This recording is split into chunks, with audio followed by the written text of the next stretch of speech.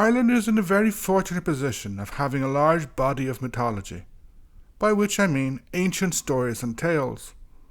These were put into writing in the early medieval period, but many argue that they go back to the pre-Christian period.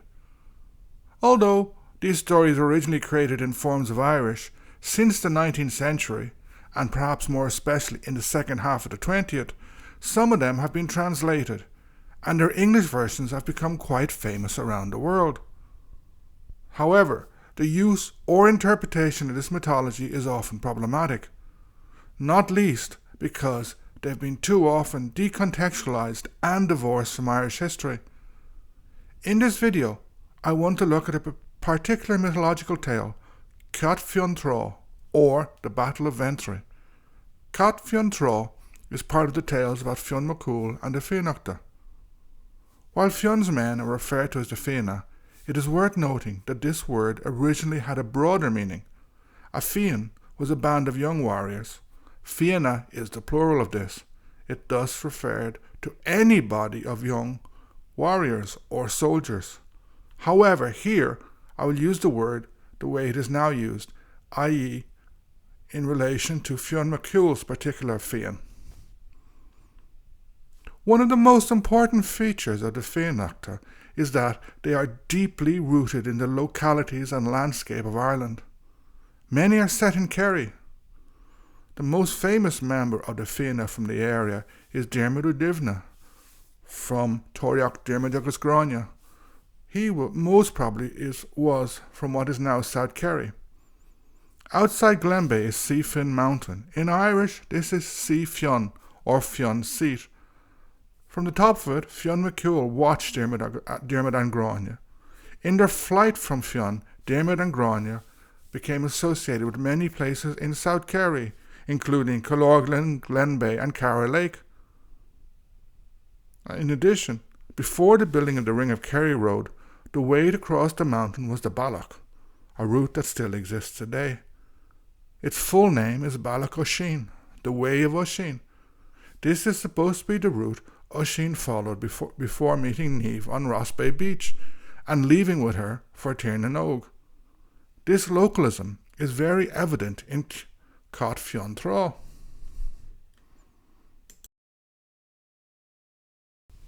Let us now turn to Cath Fionntrá, the Battle of Ventry itself.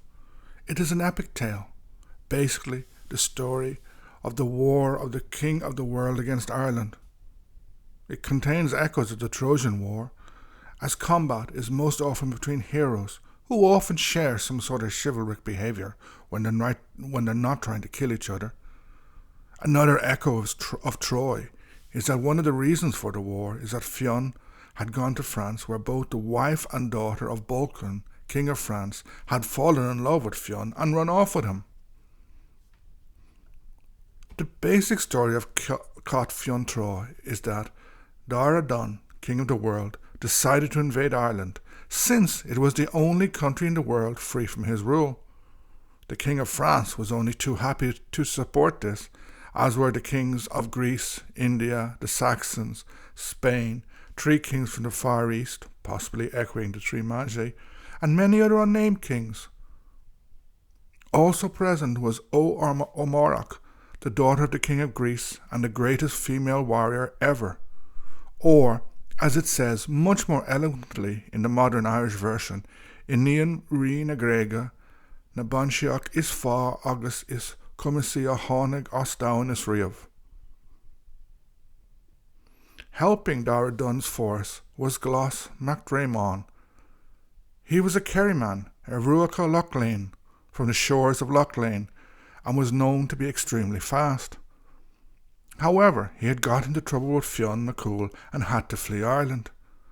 He volunteered to guide Dáire Donn's massive fleet, promising to bring them to a large sandy bay which could shelter all of the many ships. In other words, Fionntrá or Ventry. The fleet thus set off. At first the weather was good, but then it got hit by a storm. However, due to the skill of the sailors, not a single ship sank. After the storm was over, the fleet continued onwards. Then they arrived at Skellig Michael.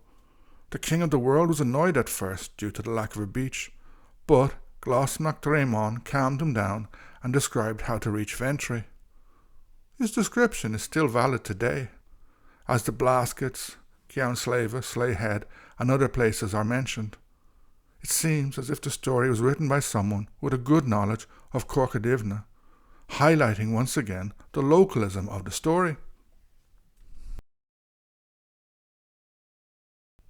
When the fleet reached Ventry, the King of Spain sent out plundering expeditions, which sacked 3 forts in the area. A soldier called Conn Cumhaill should have been standing guard over Ventry that night. However, he had fallen asleep. When he woke and saw what happened, he was ashamed and decided to attack the enemy and die fighting. However, before he could do this, he met 3 women warriors, the daughters of Dáire Mac Cumhaill from the banks of the Tiber. These women gave him magical powers, which enabled him to slaughter large groups of the enemy, as well as to have his wounds healed at night. They also prophesied that the battle would go on for a year and a day. Among those Conn Cumhaill killed was the King of Spain. Conn Cumhaill was from Chara Lucra in Kerry. This is in Slieve Lucra in the east of Kerry.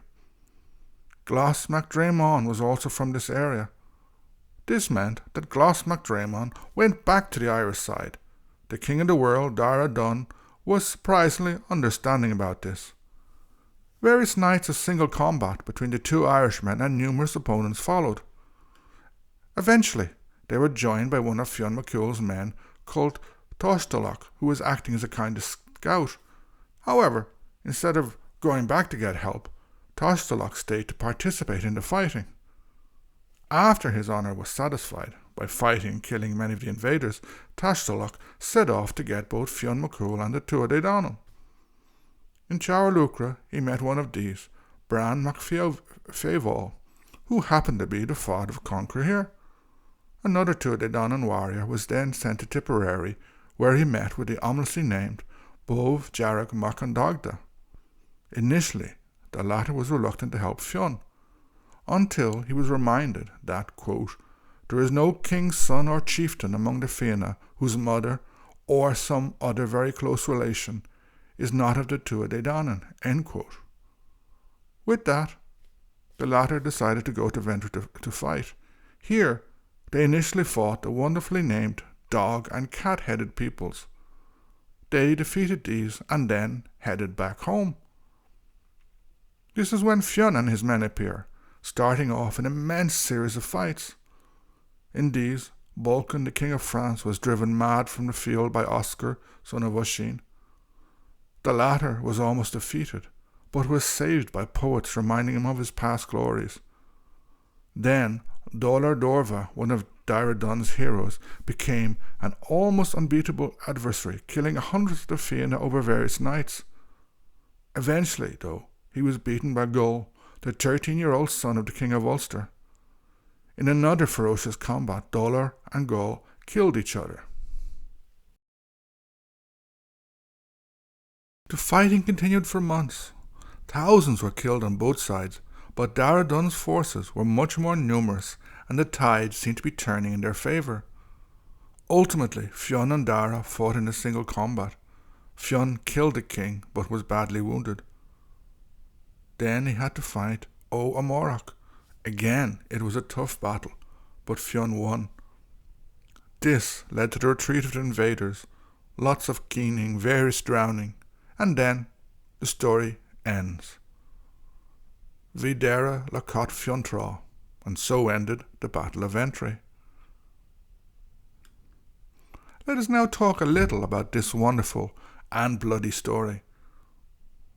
Many people seek to treat stories like this as if they were some form of sacred scripture or a source of hidden knowledge. Some also add bizarre things to the stories and try to tie them into their own beliefs, such as the British Israelites. Others treat them as historical text. This is especially common with stories related to Laura Gabála, but there have been attempts to identify weapons, types of warfare, and other things from these stories.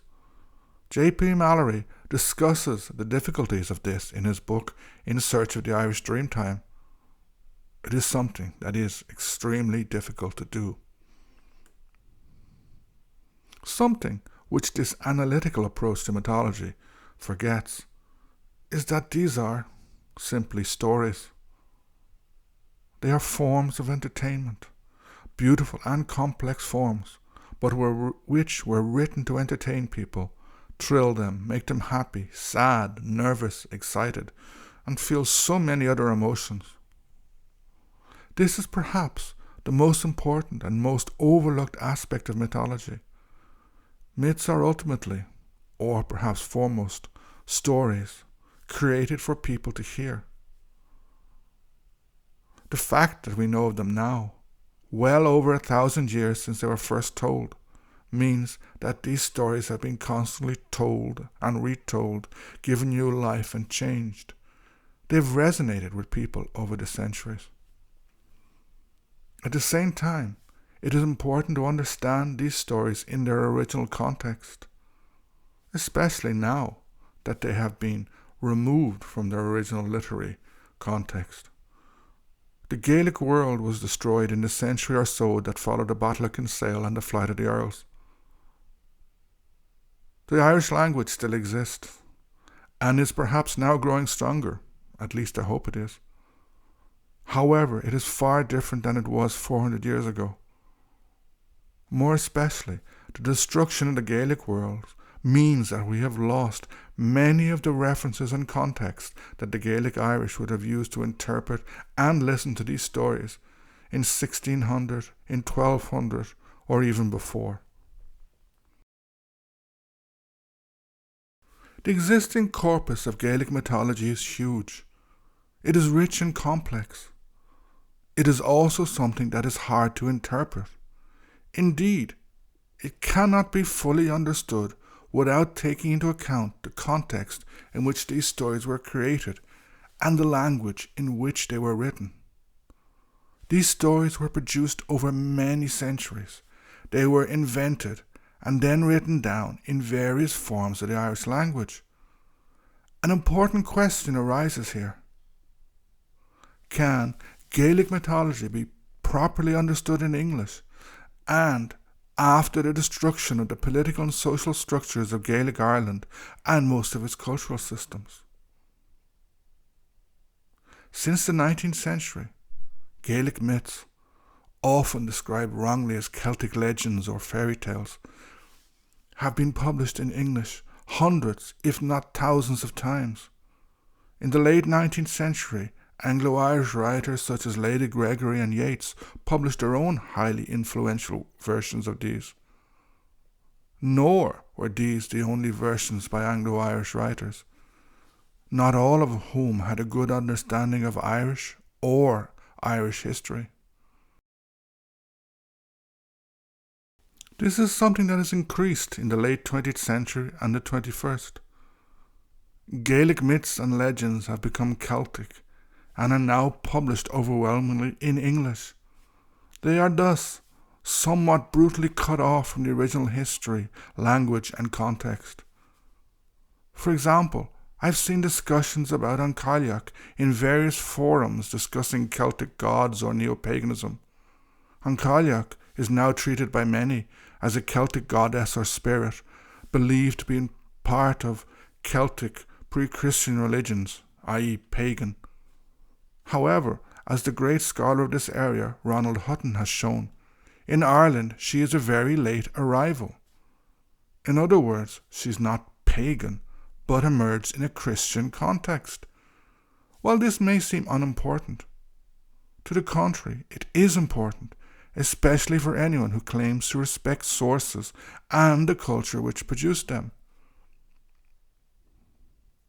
Another thing that is lost in these bland MacDonald versions of Gaelic culture is the sense of place that is profound in the original. Reading many of these works in the original Irish, it's often possible to build a mental map or indeed a real map of an area. Here, I would recommend reading the works of Paddy Bush, especially his most recent work, The Aogán Steppe. I have an old map of Valentia, one created when it was still partially Irish-speaking. What impressed me with this is the naming of so many parts of the landscape: headlands, pools, rocks, tides. Translations of this into English results in this sense of place being lost. Fionntrá became Ventry, Dáire or Bélintia becomes Valentia, and so on. Cath Fionntrá is a wonderful story. It is fluid, fast-moving, and very bloody. It is also very localized. Probably it was originally created when Corcadivne was a kingdom encompassing both Dingle and Ivra. It is located in Kerry, but long predates the formation of the county. Inspired by stories of Troy and undoubtedly by other classical tales, it hints at magical powers, such as the 3 women at the beginning, but does not try to identify them. These women are storytelling techniques rather than representing pre-Christian beliefs. Even the Tuatha Danann are strangely humanized in the story, living in this world and being the parents of most Fianna heroes. They're very domesticated in a way. While Cath Fionntrá does not contain hidden knowledge, it does contain an interesting portrait of Corcadivne and Ventry Harbour. Walking on Ventry Beach, on Fionntrá, it is easy to imagine Dáire Donn's fleet, the numerous combats between heroes, and more importantly, voices telling this story. With all its beauty and bloodshed, bravado, shame, courage, and exaggeration, it is a story that has lasted for over a millennium. It has achieved the best accolade for any story, a form of immortality.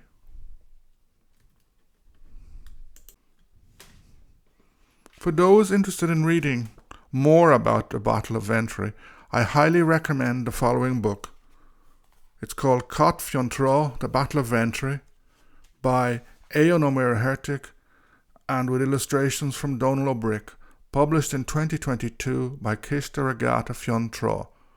I'll put the references in the notes. It's a wonderful bilingual version of the story. Thanks for watching the video.